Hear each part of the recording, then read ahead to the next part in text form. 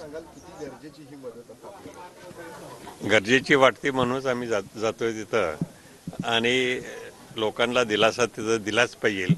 तो काही प्रश्न नाही आहे. कारण मी कालच सांगितलंय की ज्यांच्यावर अन्याय होतो त्यांना संरक्षण देण्याचं आपलं काम आहे, आपली जबाबदारी आहे आणि ही सर्वांचीच आपल्या सर्वांची असल्यामुळे आपण सगळेजण मिळून आपण तिथं जातोय. या घटनेकडे आपण कसं पाहता? कारण आपण पाहतो शाहूंची नगरी आहे. शाहूंच्या नगरीमध्ये असं हे वर्षात दुसऱ्यांदा होणं म्हणजे त्यामध्ये काहीतरी षडयंत्रच आहे, यात काही प्रश्न नाही आहे आणि त्याला आपल्याला तोंड ह्या पुढेही द्यावं लागणार आहे. प्रशासनाचं फेल्युअर आहे, कारण प्रशासनाचं फेल्युअर आहे काय? कारण प्रशासन फेल्युअर आहे हे मी कालच सांगितलंय. कारण ही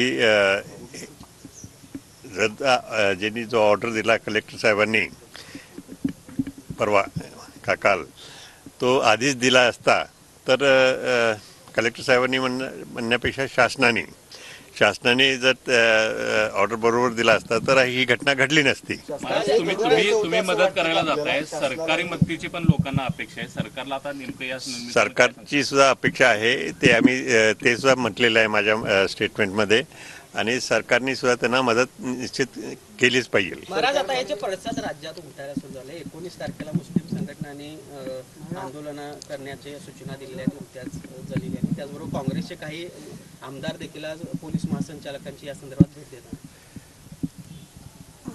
त्यांनी आता तिकडं काय झालं काय त्याच्याबद्दल मला काही माहीत नाही, परंतु आपलं जे कार्य आहे इथं जे आपल्याला लक्षात आलेलं आहे ते आपण करणार आहे.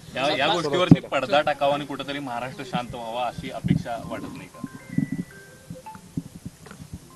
आता ते अतिक्रमण तर आता उशिरा काशानं त्यांनी काढलंय आणि त्यामुळे आता एकंदरीत जर व्यवस्थित काढलं असतं, दुजाभाव न करता काही, तर हे चांगलंच आहे. महाराज, आज आप दौरा करने जा रहे हैं विशालगढ़ किले का, अतिक्रमण हटाने के नाम पर जो हिंसा हुआ है उसको लेकर क्या कहेंगे? उसके बारे में मैंने कहा है कि ये इसका निषेध हम करते हैं.